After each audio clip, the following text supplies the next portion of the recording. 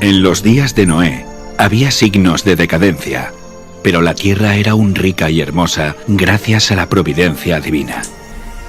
Las colinas estaban pobladas con árboles majestuosos que sostenían las parras cargadas de frutas.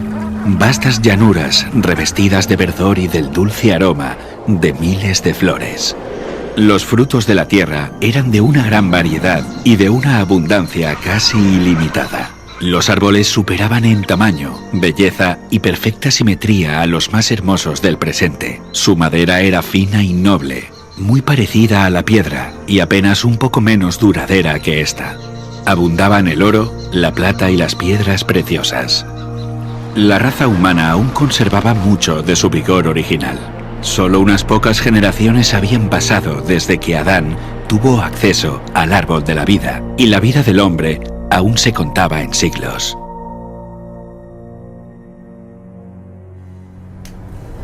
Si aquel pueblo longevo se hubiera dedicado al servicio de Dios, con su capacidad de hacer planes y ejecutarlos, habrían hecho del nombre de su creador un motivo de alabanza en la tierra y habrían cumplido el motivo por el cual Él les dio la vida. Pero no lo hizo.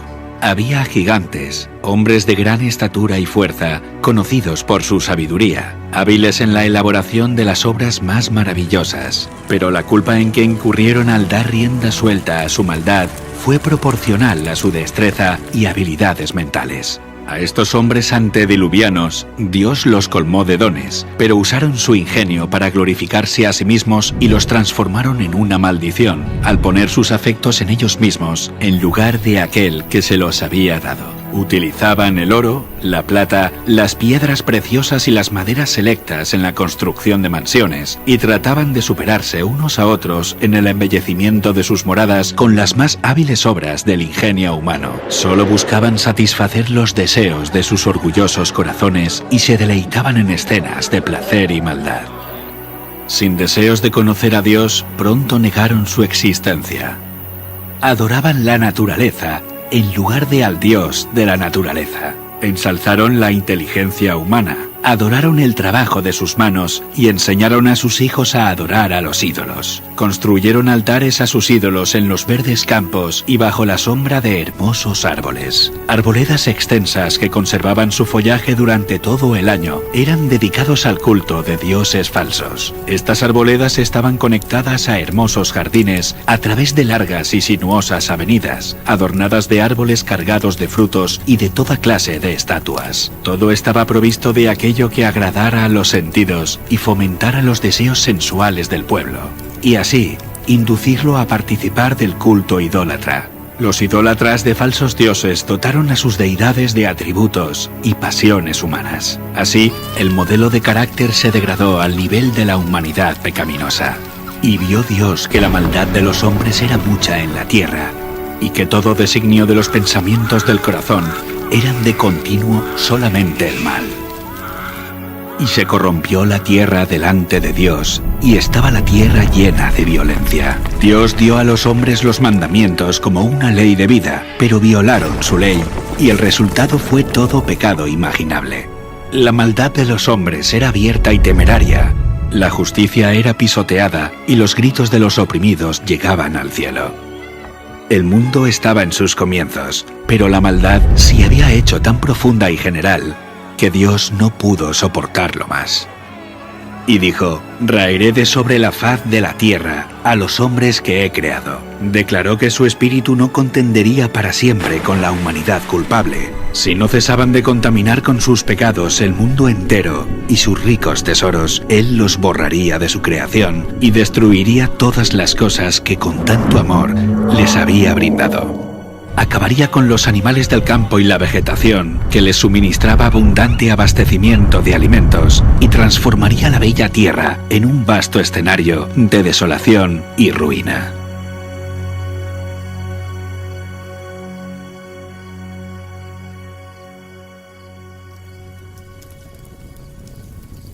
120 años antes del diluvio, el Señor contó su propósito a Noé por medio de un ángel y le ordenó construir un arca. Mientras la construía, Noé tenía que predicar que Dios iba a traer sobre la tierra un diluvio para destruir a los impíos. Aquellos que creyeran el mensaje y se preparasen para este acontecimiento, arrepintiéndose y reformándose, obtendrían el perdón y serían salvos. Dios dio a Noé las dimensiones exactas del arca e instrucciones explícitas acerca de todos los detalles para su construcción. La sabiduría humana no habría podido idear una construcción de semejante resistencia y durabilidad. Dios fue el diseñador y Noé el maestro constructor. Tenía 3 pisos de altura y una puerta en uno de los lados. La luz entraba por la parte superior y las distintas secciones estaban dispuestas de forma que todas estaban iluminadas.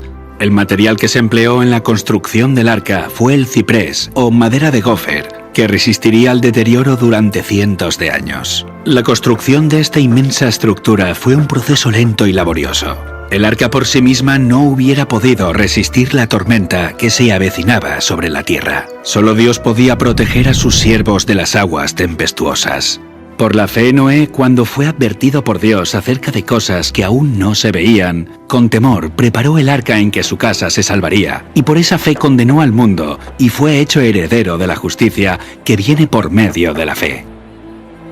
Mientras Noé daba al mundo su mensaje de amonestación, su trabajo daba testimonio de su sinceridad.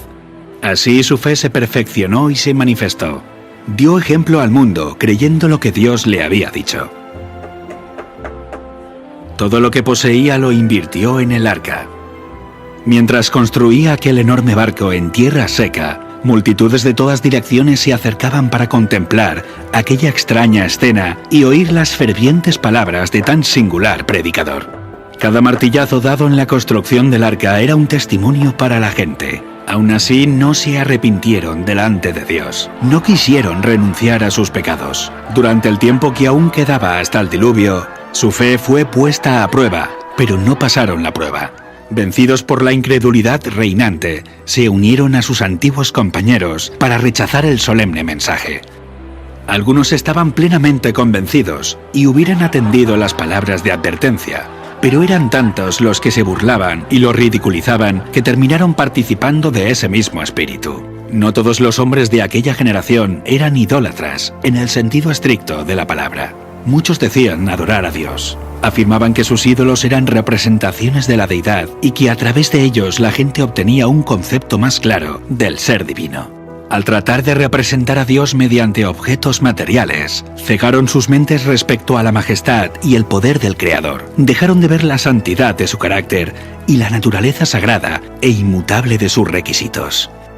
A medida que el pecado se generalizaba, este cada vez parecía menos grave y declararon que la ley divina ya no estaba en vigor, que era contrario al carácter de Dios castigar la transgresión, y negaron que sus juicios se dejarían sentir en la tierra.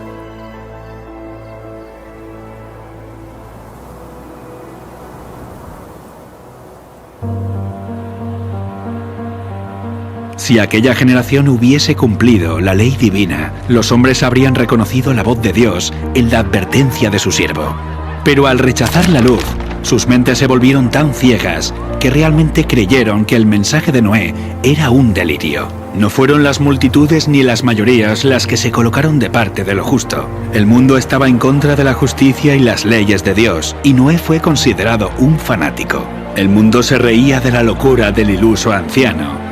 En lugar de humillar sus corazones ante Dios, ellos persistieron en su desobediencia y maldad, como si Dios no les hubiera hablado a través de su siervo. Pero Noé se mantuvo como una roca en medio de la tempestad. Rodeado por el desdén y el ridículo popular, se distinguió por su santa integridad y su fidelidad inquebrantable. Sus palabras iban acompañadas de poder. Su relación con Dios le proporcionaba la fuerza del poder infinito. Durante 120 años, su voz anunció a oídos de aquella generación acontecimientos que, según la sabiduría humana, estaban fuera de toda posibilidad. El mundo antes del diluvio razonaba que durante siglos las leyes de la naturaleza habían permanecido inalterables. Las estaciones se habían sucedido unas a otras en orden. Nunca antes había llovido. La tierra se había regado por una niebla o rocío. Pero con su obstinada resistencia a los reproches de la conciencia, aquella generación llenó la copa de su iniquidad y maduró para la destrucción. Su tiempo de gracia estaba a punto de concluir. Noé había seguido fielmente las instrucciones que había recibido de Dios. El arca se había terminado como el Señor había dictado, e hizo provisión de alimentos para hombres y animales. Y entonces el siervo de Dios hizo su última solemne súplica a la gente. Con anhelo indecible, les rogó que buscaran refugio mientras aún era posible encontrarlo.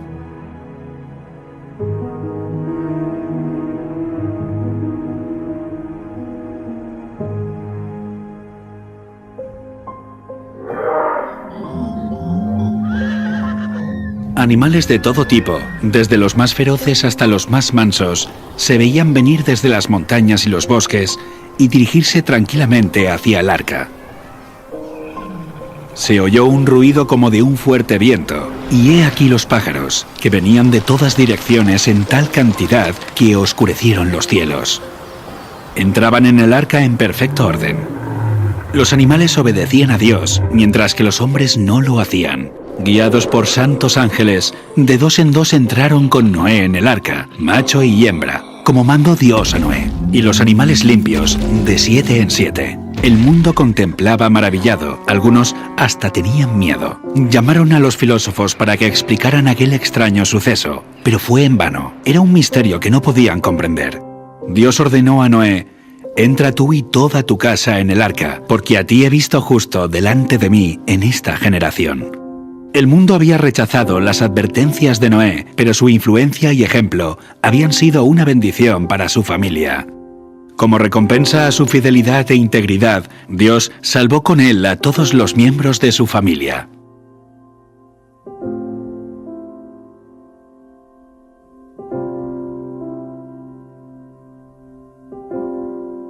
La misericordia dejó de suplicar a la raza culpable. Los animales de los campos y las aves del aire habían entrado en su refugio. Noé y su familia estaban dentro del arca. Después, el Señor cerró la puerta. Se vio un relámpago deslumbrante, y una nube de gloria aún más brillante descendió del cielo para colocarse ante la entrada del arca. La puerta maciza que no podían cerrar los que estaban dentro fue puesta lentamente en su sitio por manos invisibles. Noé quedó adentro y los que habían desechado la misericordia de Dios quedaron fuera. El sello del cielo fue puesto sobre la puerta. Dios la había cerrado y solamente Dios podía abrirla. Durante 7 días, después de que Noé y su familia hubieran entrado en el arca, no aparecieron señales de la inminente tempestad. Pero al 8º día, las nubes cubrieron los cielos. A estas le siguió el estallido de los truenos y el destello de los rayos. Pronto empezaron a caer grandes gotas de lluvia. El mundo nunca había presenciado nada parecido, y el miedo asaltó el corazón de los hombres. Todos se preguntaban secretamente: ¿será posible que Noé tuviera razón y que el mundo esté condenado a la destrucción? El cielo se oscurecía cada vez más, y la lluvia era más fuerte.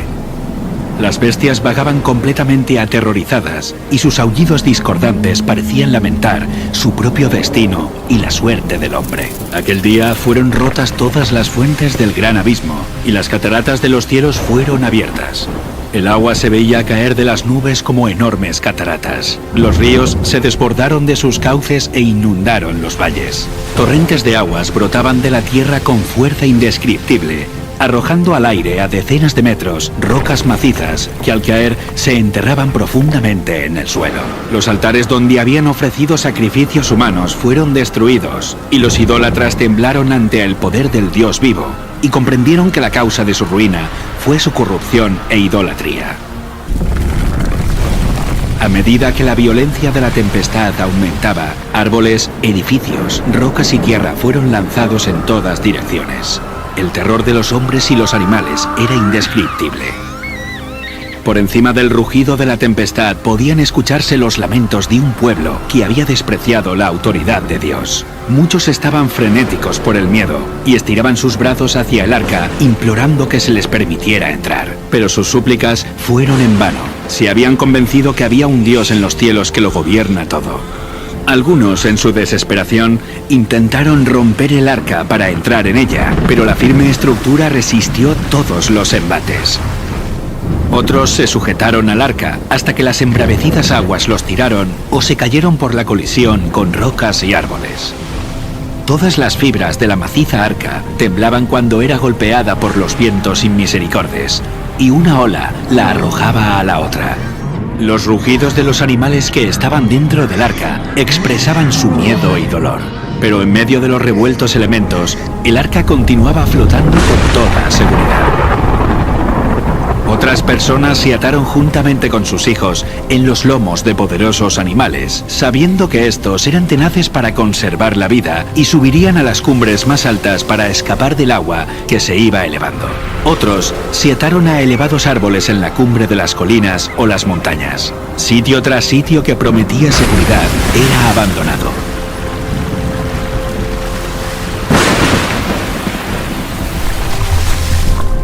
A medida que las aguas subían más y más, la gente huía a las elevadas montañas en busca de refugio.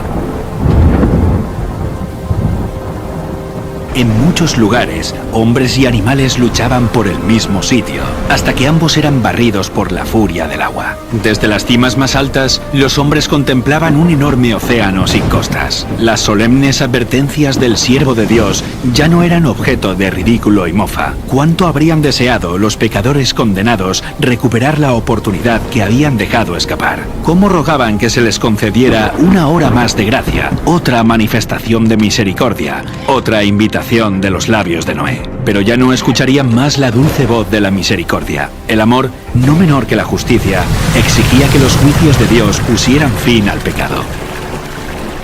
Las aguas vengadoras barrieron el último refugio, y los que habían despreciado a Dios murieron en las oscuras profundidades. Por la palabra de Dios, el mundo de entonces pareció anegado en agua. Pero los cielos y la tierra que existen ahora están reservados por la misma palabra, guardados para el fuego en el día del juicio y de la perdición de los hombres impíos. Otra tormenta está por venir, y el pecado y los pecadores serán destruidos.